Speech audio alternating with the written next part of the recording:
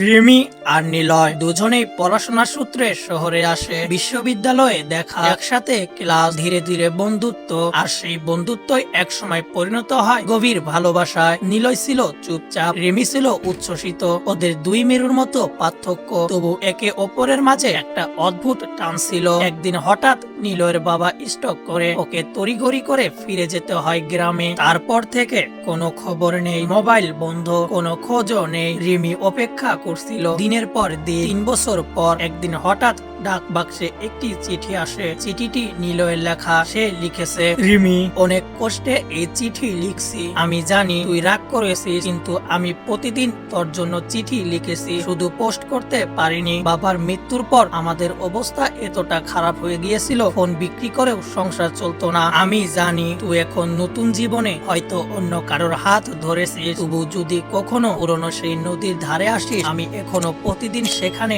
যাই। তোকে দেখতে না পেলেও তোকে ভালোবাসা ছাড়িনি। রিমির চোখের পানি থামে না। 3 দিন পর রিমি গিয়ে দাঁড়ায় সেই নদীর ধারে। সামনে দাঁড়িয়ে আছে নিলয়, পুরনো সেই চুল এলোমেলো করে বাতাসে, চোখে সেই চেনা হাসি। তারা কথা বলে না, শুধু চোখে চোখ রাখে, আর সেই চোখেই বলে দেয় ভালোবাসা কখনো পুরনো হয় না।